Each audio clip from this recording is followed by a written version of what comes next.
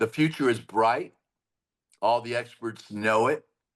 The fact that Allergan had an off year and all that just speaks to the fact of the competition. Their market share went down a little bit, but we have a growth. We have a steady growth of 7 to 8% across the board, and in some cases, double digits. I'm very bullish. There are a lot of technologies coming out, a lot of companies that are in this space offering combined therapies. And people don't want to be fat. They don't want to be ugly. They don't want to have loose skin. They want to look their best. They want their skin to be clear. We've got all kinds of wonderful emerging technologies in the field of weight loss and exosomes and skincare and rejuvenation and prejuvenation and regenerative medicine. This is a huge growing field.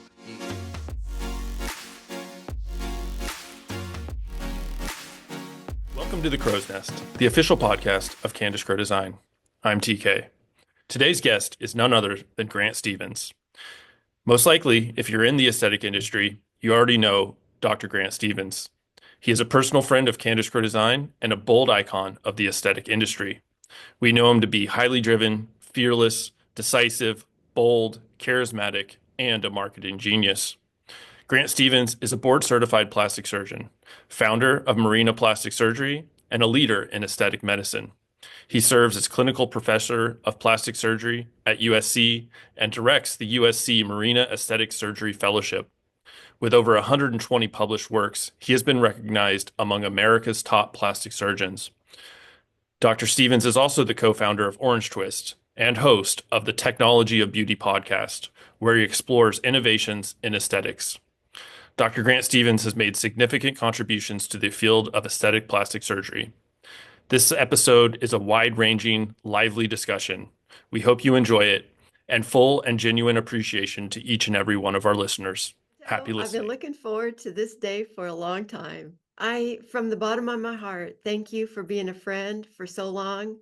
It seems like just yesterday we were on panels together debating design versus SEO. And how many years ago was that? Not even going to guess. It had to be 20. At least, maybe more. And we could pick that debate right back up where we left it. But today we're going to be talking about the future more and where we're going with the future. And I have watched probably 80% of your podcast. Oh, my. Yeah. You get the award. I'm a real fan. And I hope I get some subscribers for you today. Oh, that would be lovely. I would really appreciate that. And hopefully I can do the same in the other direction. Well, and so I know the formula you use, and I like it. You start out with getting to know the person, just like really, where are you from? I mean, where'd you go to school and all of that kind of stuff. And then you go into their career and their profession. And then you ask them if they brought their crystal ball with them. Yep, you're right. Yeah, and you talk about the crystal ball and the future. And I love that. So today, if you don't mind, I want to take just a few minutes at the start to kind of get to know you a little better. I do know you're the oldest of 4 sons. You know, I do happen to know you ride a horse. I did ask ChatGPT, and ChatGPT didn't even know that about you. So, like, where'd you grow up? Tell our listeners, which are going to be plastic surgeons, mostly people that work at plastic surgery practices, med spas, dermatologists, that kind of thing. Tell us about where you grew up and where you got the values that you've got today, that drive for entrepreneurship, that hunger, just all the energy. Tell us. Well, thank you. And first, thank you very much for having me on your podcast. I appreciate it greatly, Candace, and I appreciate our friendship. I grew up in Orange County, California, but it's not, and I say that on purpose because it was an unincorporated area where I grew up. My family, my German immigrants settled Anaheim in the 1800s. I'm a rare breed.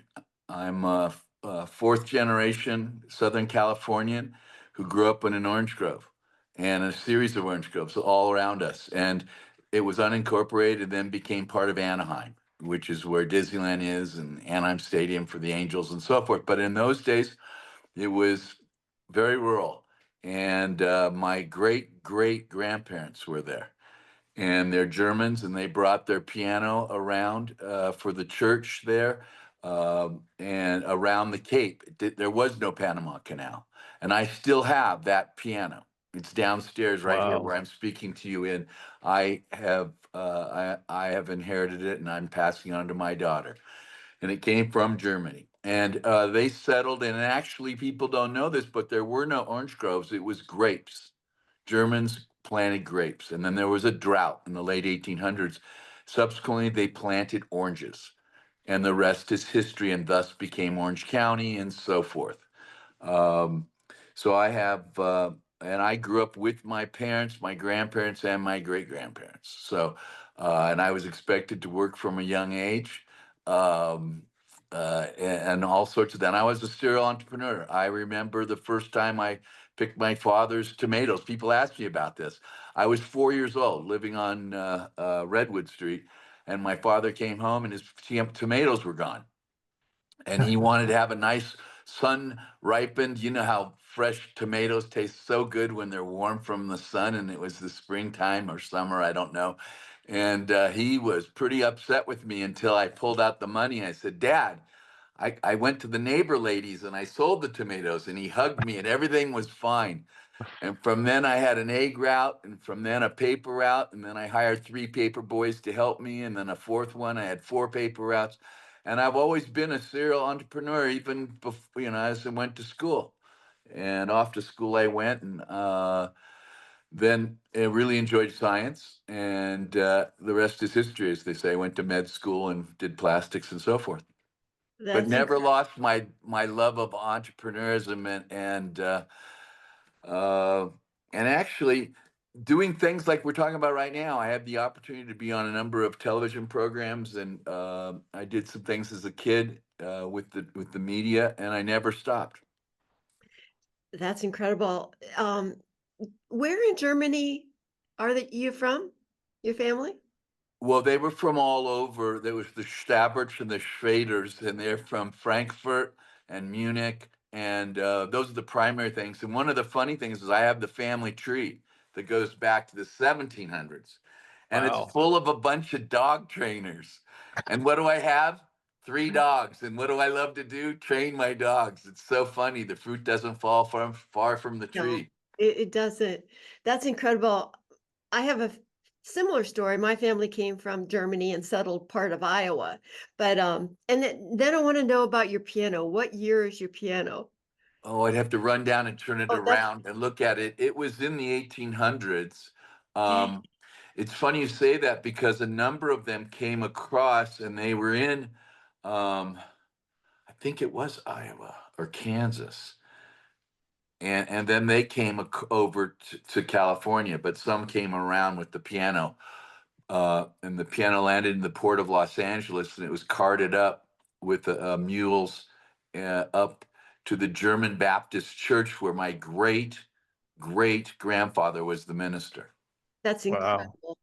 You know, in Germany at that time was one piano tuner that taught did the piano tuning for, I believe it was Mozart, right?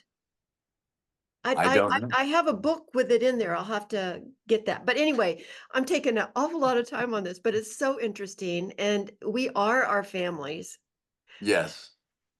We are our families. So, with that, let's jump into TK. You want to? Yeah, so we're recording this podcast on the 24th of February before the ASAPS meeting this year. I know you have some exciting things going on before the meeting.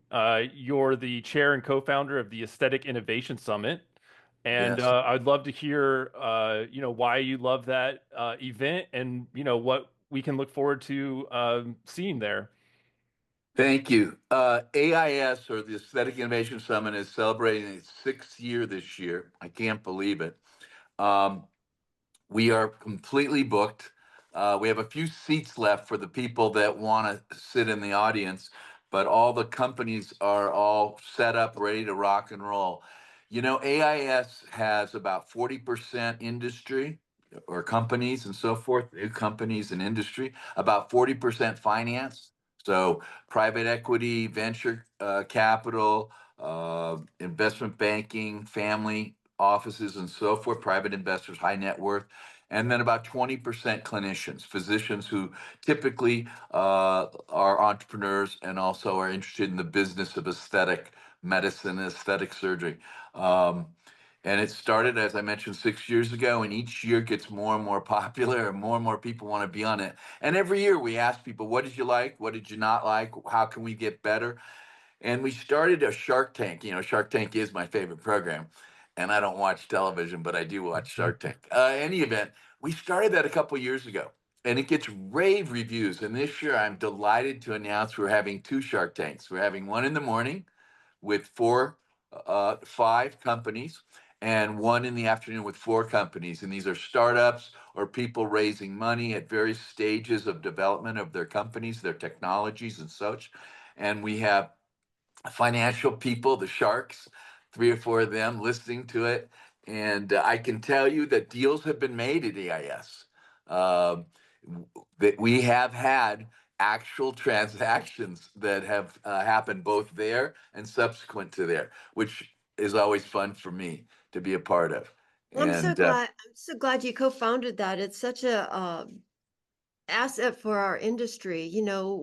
Just having a day like that for innovators. And guess what? The gloves are off. Don't get me wrong. Everybody's friendly, but there's no CMA constraints. I should say the handcuffs are off. Okay. The Yeah. handcuffs are off. That's what I should say. And so people can speak very candidly, like we're speaking right now, without the fear of any sort of discipline. Well, with a few exceptions. Some of the companies that are in the throes of the FDA clearances, they have to watch their P's and Q's. But in general, it's non-CME and it's an open dialogue. It's a lot of fun. If you've never been to it and you have any interest at all in emerging technologies, or if you have one and you want to present it, we're already working on next year. We are literally already talking to people who couldn't get on this year and they want on next year on Shark Tank, or on we have different things. We used to have Battle of the Toxins, and that was so much fun because we were adding toxins, right? This year we're not having Battle of the Toxins. We're giving it a break for 1 year. We're having Battle of the Implants. We've never done breast implants. And as you know, we've had a rearrangement of the breast implant market. We've had a couple new breast implants hit the market. We've had some acquirers. We've had some companies purchase breast implant companies too. And so we've got a whole new landscape of breast implants. Yeah. So each company is presenting, and we have three expert plastic surgeons reviewing the presentations. I'll be moderating it and be asking some tough questions. Why you? Why this? Why that? And it'll be very fun and very interactive. We're also having a skincare special section. But as everyone knows, the hottest thing right now, of course, is the whole Ozempic and the whole weight loss, pharmacologic weight loss. And that's been very successful, and we're certainly dealing with that, and we have been for the last 3 years. However, there are certain changes of the body, men and women, who've lost weight suddenly, and as you know, that would have to do with losing weight in areas maybe they don't want to lose weight, such as the buttocks or the midface, and also skin laxity, rapid weight loss and so forth. We have a certain amount of skin, and the skin is lax and hangs and has changes that we don't like. So how do we deal with that? How do we deal with the post-Ozempic successful weight loss? And we have a panel, and we're going through that. We're having some industry presentations. Johnny Franco, who's a world-class expert in this area, is moderating it. We're having presentations about how to deal with the saggy buttocks, how to deal with the lack of projection, how to deal with the saggy midface, and so forth. And then we have expert physicians that are going to comment on it. And we're really excited about that. Um, And we have a keynote speaker. We have Fleming, who's giving his talk. He, as you know, is the CEO and chairman of Galderma, and he's giving a talk on the present status of the aesthetics industry and the future, which I know you and I are going to talk about in a moment. But so Fleming's giving his talk. He's been on my program, The Technology of Beauty, twice. He's a close personal friend. He's an absolute expert, great speaker. He's speaking. And in addition to that, as you probably know, Crown Aesthetics has recently purchased Revance. And the founder and CEO and chair is Jeff Bedard. And Jeff is a dear friend for almost 30 years. God, it could be actually more than. But Jeff and his company purchased Revance. And I have the opportunity to interview him as a mover and shaker of the beauty business at AIS. We're going to do a Technology of Beauty program and recording at AIS on March 19th. So it's a twofold. It's AIS and it's Technology of Beauty. And when the cameras are rolling, the mics are going, and I get a chance to ask Jeff about why he bought Revance, what's the future in aesthetics, what's the future for Crown Aesthetics, and all sorts of fun stuff. And I can't wait. So just so you, if you're listening to this, if you can search the AIS for 2024, 2023, and you can find some of those recorded and listen to them and kind of get a preview of what you might expect. I definitely recommend anybody that's interested in at least checking it out, because it is a game changer. It helps lift our industry to have things like this, and I really want to encourage that. But let's move on to the meeting. And this year it's the meet. It's in Austin, Texas. So I hope everybody knows how to do the Cotton Eye Joe. And if not, we'll be doing that somewhere, sometime during the meeting, I'm sure. So you've got a couple of companies that you're active in. Two for sure. You want to talk about them? And Sure, but before I do, if it's all right, so after AIS that evening, there's a big party, and everyone is welcome. And it's happening there that night. That's Wednesday the 19th. So if you're in is that town, the if you get here party? Yeah, Yes, it's being yeah, that sponsored by sounds Paul Hirschman incredible. and Get Hair MD and a number of corporate sponsors, including Saiton and others who have Yeah. generously contributed to this. And there's buses that are taking people from AIS to the meeting, and it's a Western theme, and there'll be dancing, and there'll be all kinds of revelry. It'll be a ton of fun, and it'll be a kickoff for Meet. Now, a word about meat. It's not MEAT, it's MEET.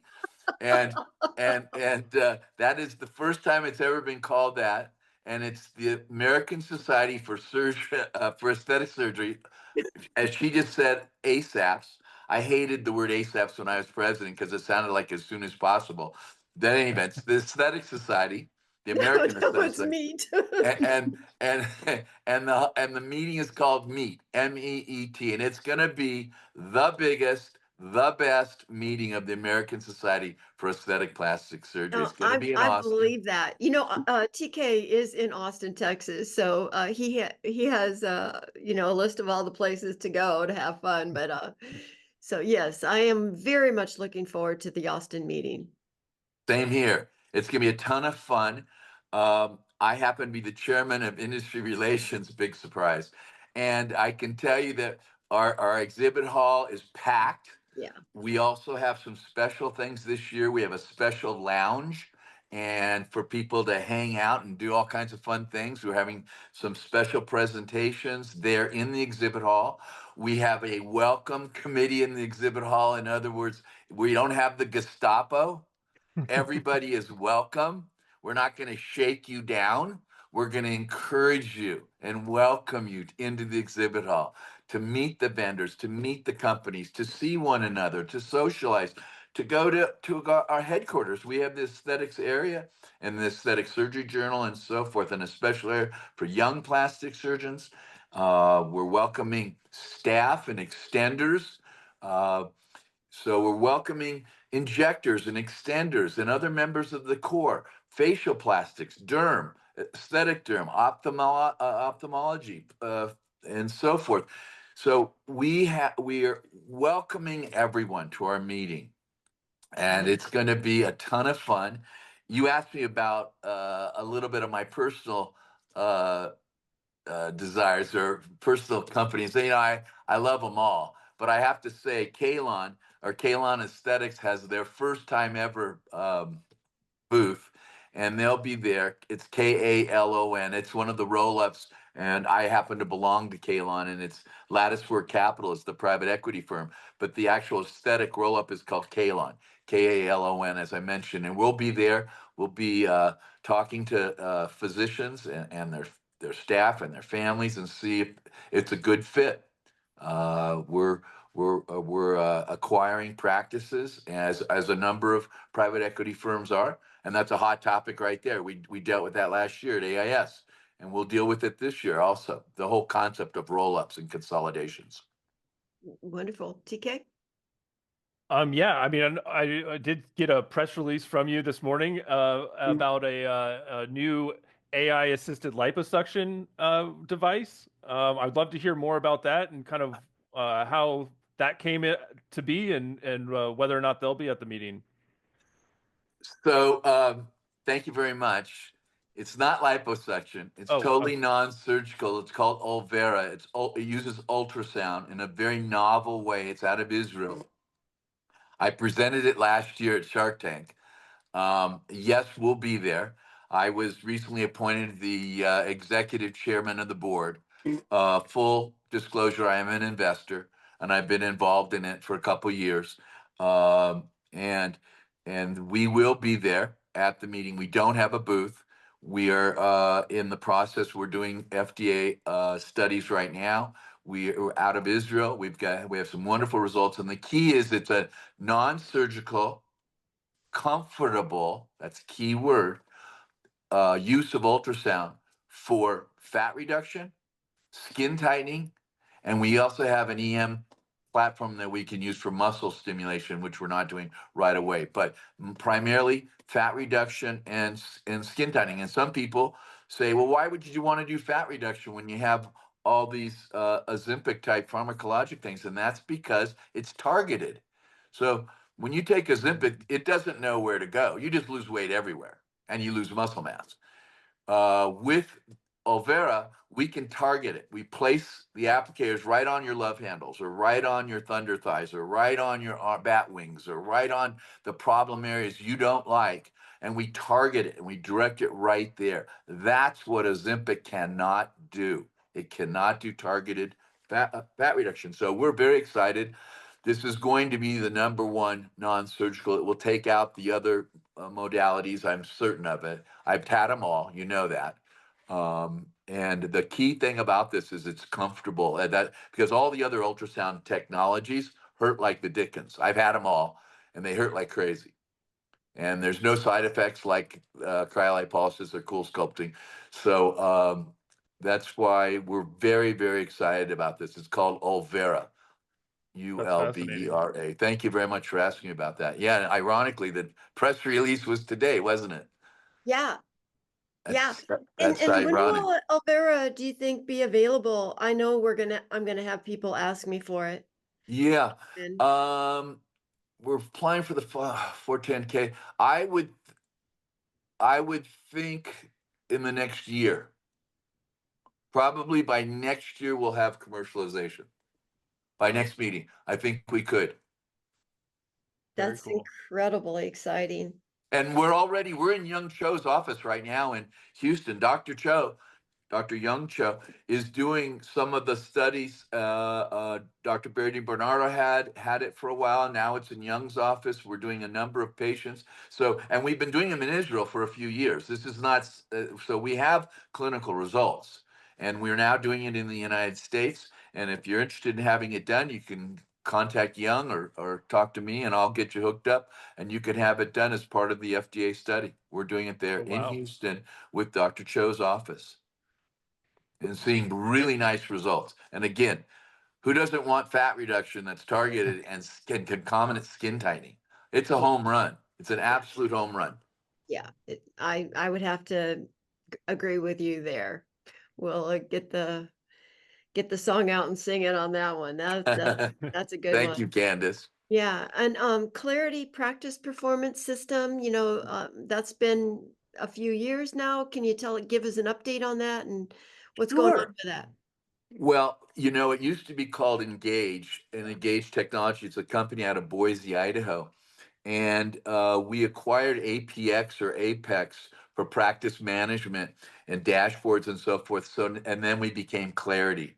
And we are working not only with practices to optimize the patient experience and the practice experience and help them with the business, if you will, but also working with industry. We've worked with a number of companies that have come up on this talk, and also and companies that everybody knows in the aesthetics field, to help them with education, not only of their perspective, the patients that consume their products, but more importantly, actually educating their staff, their sales staff, and also the offices that are selling it. So imagine you're selling, let's say, a laser, and you're a laser company.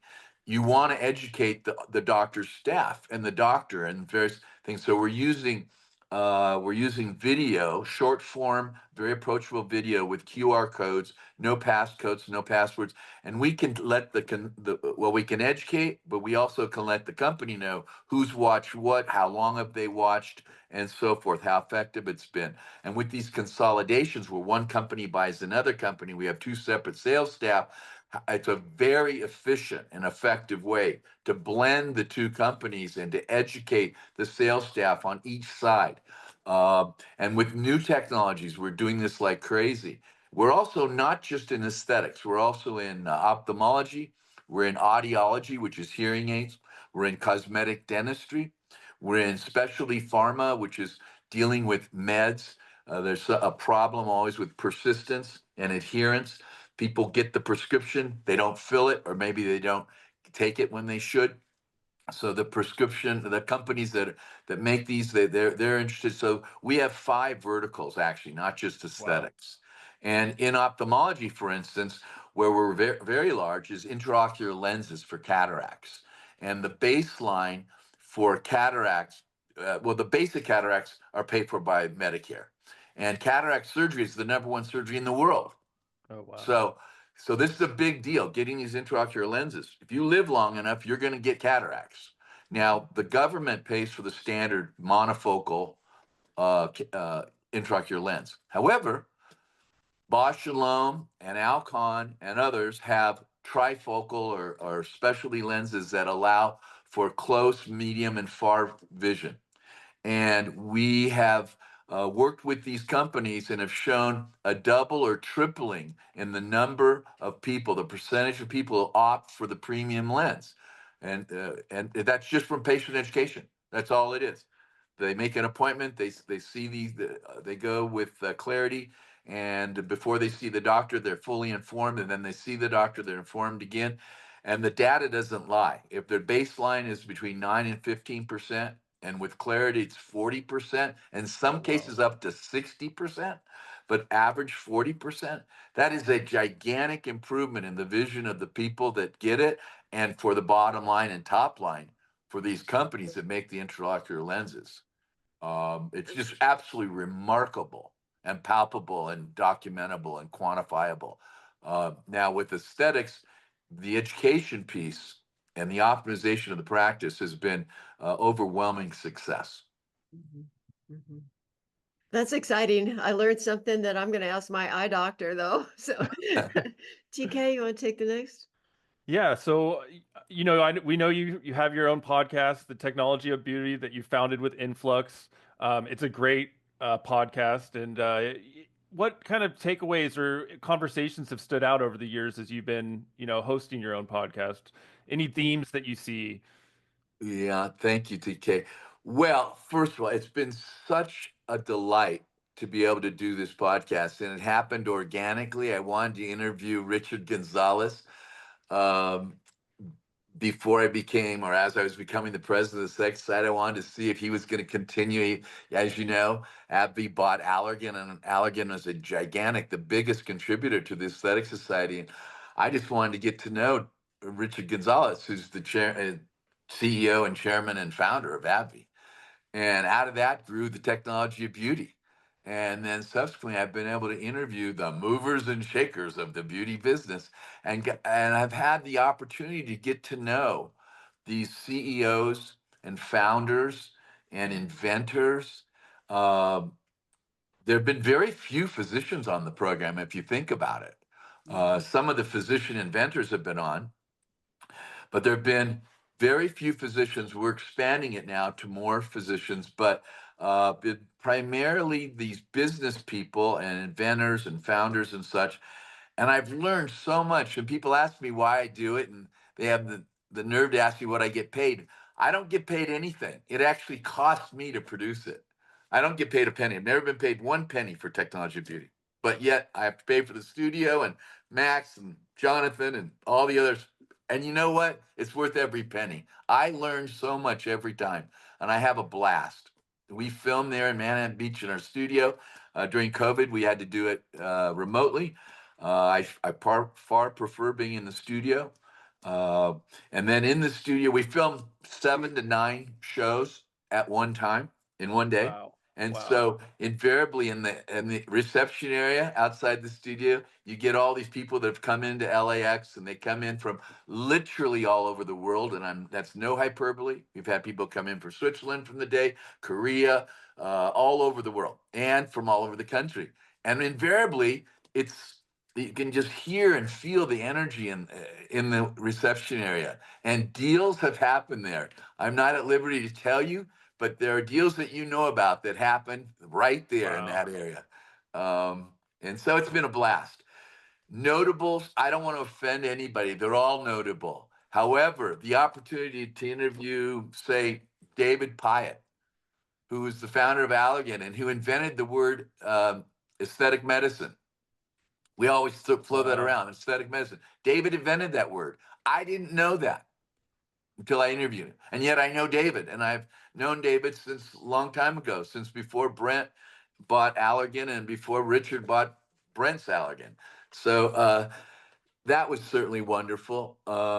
Interviewing Gene Carruthers, the Dr. Gene Carruthers in Canada, the founder of aesthetic use and cosmetic use of Botox. That was pretty special. Um, Again, Fleming has been on twice. We just lost Dennis Condon. Dennis was on twice. Dennis was a friend for 36 years. And Dennett, we just lost him. And he was a CEO of many companies.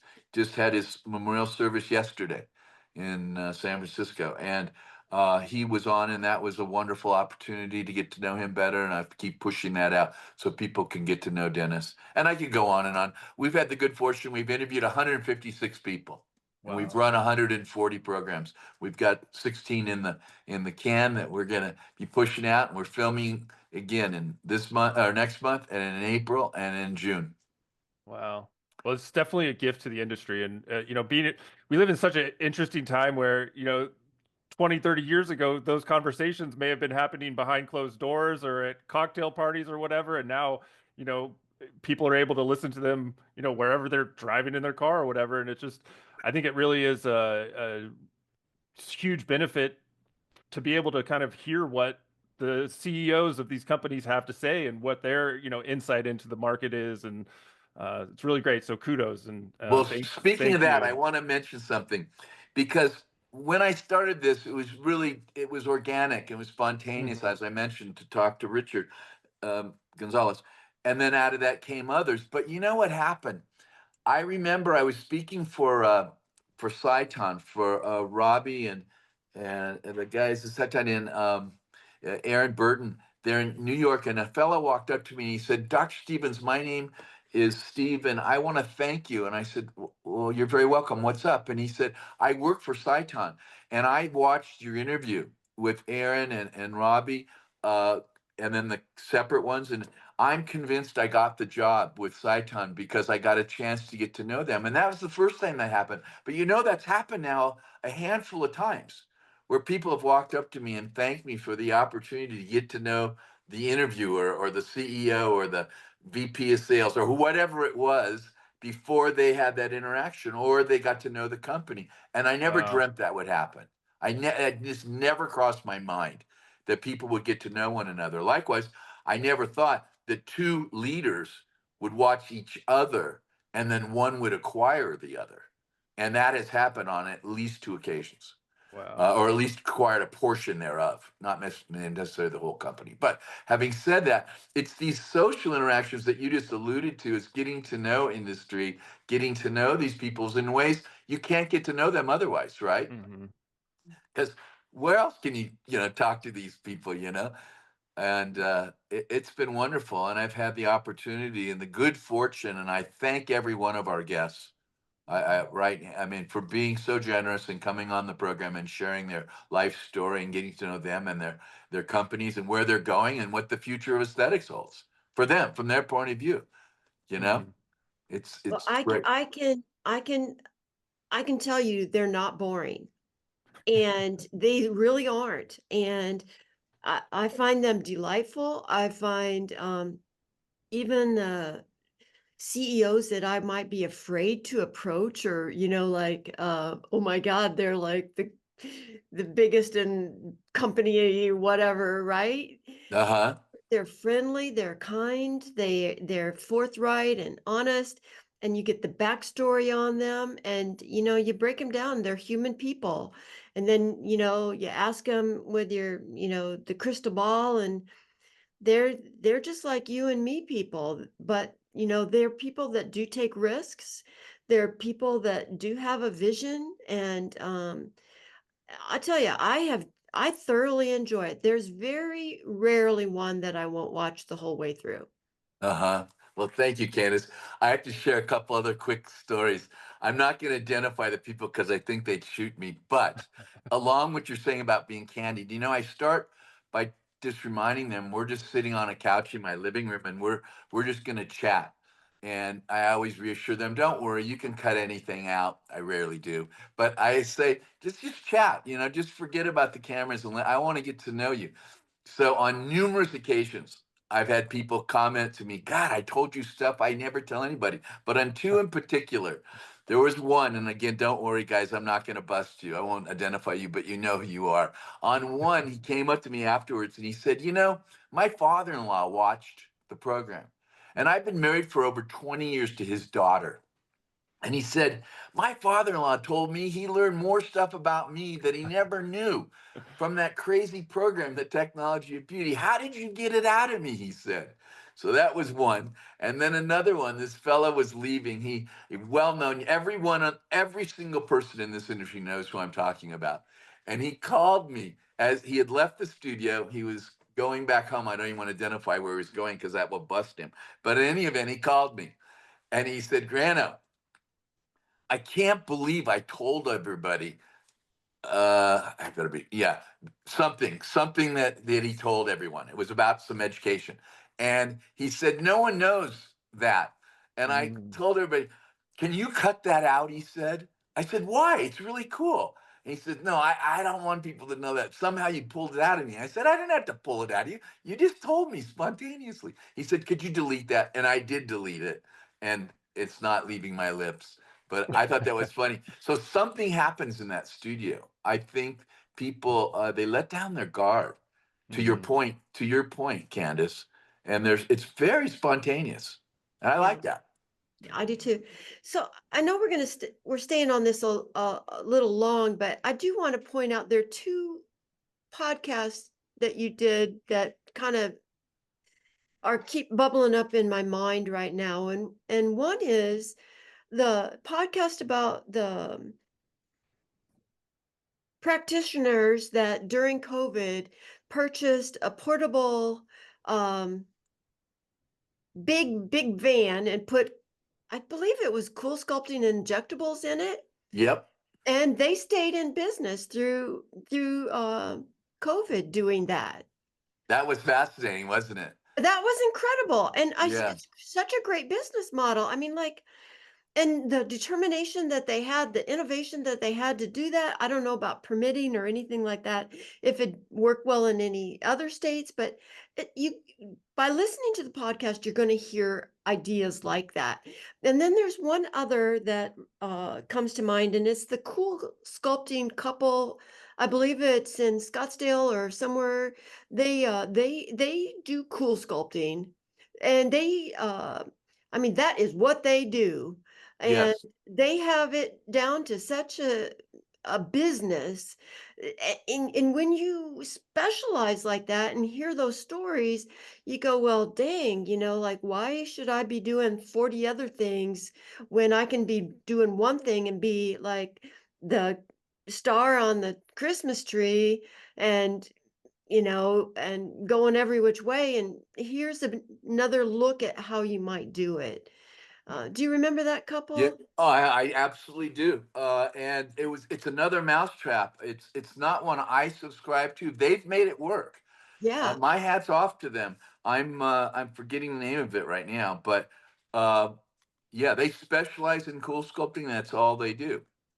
On the yeah. other hand, when you just have one, if things go south, it's it could be an issue. So, for instance, I'm the co-founder along with Clint Carnell of Orange Twist, and Clint Carnell has been on our program a couple of times, and he's a dear friend.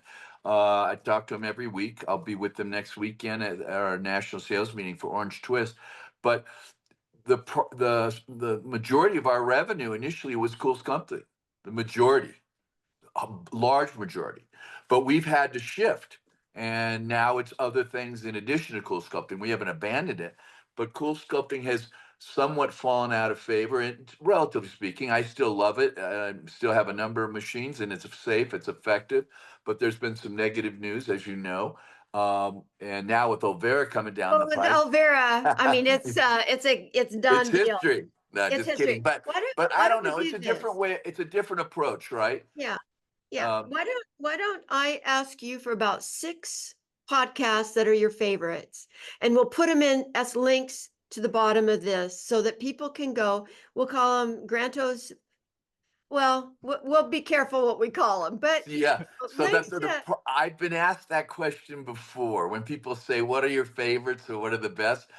And yeah, I don't want to pick six. I'm sorry, but they're all my favorites, yeah. and all of the guests are my favorites, and I appreciate all the time they've spent and travel, and I just couldn't possibly pick. So I get that. I'll let you pick six. I'll You pick a can watch few. Yeah, I'll 156 pick a few.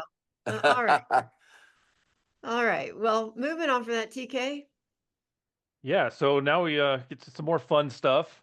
Uh, I know we've talked a little bit about an article by a certain Mr. Michael Morietti. I know you have an opinion on that. I know there's some competing data that might counter some of Mr. Morietti's argument. Where do you see the state of the industry in 2025? And just give me your, gut feeling about the two competing kind of narratives there. Easy. Well, first of all, as usual, Michael Marinati or whatever he didn't get it right. Again, as usual, he's wrong again. I don't agree with a single word of what he wrote. So it's really simple. He's been wrong consistently, and he's wrong again. Uh, the future is bright. All the experts know it. The fact that Allergan had an off year and all that just speaks to the fact of the competition, their market share went down a little bit, but we have a growth. We have a steady growth of 7 to 8% across the board, and in some cases, double digits. I'm very bullish. There are a lot of technologies coming out, a lot of companies that are in this space offering combined therapies. And people don't want to be fat. They don't want to be ugly. They don't want to have loose skin. They want to look their best. They want their skin to be clear. We've got all kinds of wonderful emerging technologies in the field of weight loss and exosomes and skincare and rejuvenation and prejuvenation and regenerative medicine This is a huge growing field. He is dead wrong. Glad to hear that. Glad to hear that. I appreciate Let's the honesty there. Thank you. yeah. Um, y- uh, so some other kind of things in regards to the state of the industry. All of these practices are generally are selling the same kind of treatments and services. What to you makes a brand stand out in a kind of marketplace where there's a lot of similarity? Well, first of all, I don't accept your premise that they're all offering the same, but I know where you're going, so I know they certainly have access to all the same, and so some do. And why are some successful and others not as successful? And if you study the successful ones, let's just take the non-surgical stuff because I think that's what you're referring to the most part. Hmm. We're seeing a consolidation, as we referred to before, of med spas and non-surgical facilities. The one-offs, the mom and pop kettle kind of med spas, they are suffering. There's no question, and the roll-ups and the consolidations are doing better. But it really has to do with the user experience, not just the technology. It's the experience from the moment you are exposed to walking in the door to walking out the door. How was your experience? And I don't mean were people just nice to you, but is it effective? Is it comfortable? Is it valuable? Did I get a return on my investment as I Hmm. look over time? Uh, Clearly, we are growing. The industry is growing, but the ones that are growing the fastest, they're offering the great technologies that you mentioned, but they're doing it in such a way that it's convenient. They're offering financing packages. They're offering combined services simultaneously. Time is valuable. People want to come in. They might want to do three things at once, not one. They want to make appointments, and they want to have a user experience that is convenient for them and built around them. Uh, when the practices don't recognize this and don't offer this convenience and this attention to the consumer experience, they fail. Because to your point, you can go down the street and get cool sculpting anywhere. Why was I so successful in cool sculpting? I had 9 cool sculpting machines. They were running all the time. And there were cool sculpting machines in my building, in across the hall. And I used to say, I don't care. People say, why do you lecture about it and tell people about it? I said, I'm not worried. We offer such a great experience that people will come here because, we're doing other things along with Cool Sculpting. We're doing hydrofacial, we're doing injectables, we're offering other things, we're doing their Visi analysis and so forth and on and on. And people had so much fun. And the men came in to Marina Manland, where a man can feel good about looking great. And at one point, we had 52% male revenue from Cool Sculpting. Wow, 52%. When the industry was 10%. It's because we offered a that's special incredible. here built just for men. Hmm. And there's other ways to do this. I mean, look at what David Motizetti's done with Atlas and catering to the millennials. It's just been remarkable what he's been able to accomplish. And I think when you target groups of people like this and you respect their time and you offer them valuable services that are safe and effective, documentable, not a bunch of baloney, that we can see on photographs and see on Visia and so forth, then people will keep coming, and that's who they're going to pick, and that's why Orange Twist is growing. Shameless self promotion, I know. No, that's all good. So what is this with the millennia generation that he's doing? Oh, well, he's You get targeting them. If you go to his technology of beauty, there's one to watch. Go to I technology will of pull beauty. that one up. I might have Yeah. missed that one. Oh, he's done a wonderful job of targeting and marketing, not exclusively with millennials, but if you look at what he's been able to do in positioning his products there, it's really remarkable. He's done an extraordinary job. I will look that one up and definitely. Um So moving on for predictions, what's making serious money and what's gonna go away? Well, I've already touched on most of them. Yeah. As I mentioned, I really think that people are going to want to target their fat still, and they're going to Yeah. want to tighten their skin, and they're going to also want to do some things to make up for the fact that they've lost fat in places they don't want to lose fat. So harvesting your own fat and injecting it back into yourself in various areas, that's a huge field. And there's a number of companies that are marketing that, both the extraction as well as the injection, as well as non-fat things, biostimulators and other injectables that accelerate the take, if you will, and accelerate the contour improvement. Because while everyone wants to lose weight, or pretty much everyone wants to lose weight, they don't want to lose their lovely forms and their curves and so forth. They don't want to look gaunt in their face and have a flat bottom and so forth, and lose their breasts. And so You know, I think that's a huge growth area. yeah, I love this industry, but it's always a bit bothered me that we just go get a surgery to take care of something when, there's certain amount of responsibility I need to take. I need to work out. I need to eat right. I need to, like live a positive friendship filled life, and that goes into it for me. I'm hoping that the trend will be also include, a healthy lifestyle and on all aspects, Granto. And it's I always agree with you, Candace. I totally agree. And those comprehensive offices that are offering the total package, lifestyle changes, intravenous therapies, hormonal augmentation, the whole wellness package, they're doing best. It's Mm. not just about nip and yeah, tuck. It's not just about no, cutting and sewing, and right? yeah, To your and your point. skin without sugar looks so much better. Or quitting, I'm stepping out there on a ledge now. Alcohol or cigarettes, quitting, you look so great. You do. So just some of those things, and it just makes it 10 times better when you get a hydrofacial if you have good skin under there. So, but there we go. I Well, got that brings us up another thing in terms of investment in yourself and taking care of yourself and wellness. A lot of this is being done by the people. I almost said patients, but clients, patients, people, us, you and me, all of us, and a home-based approach.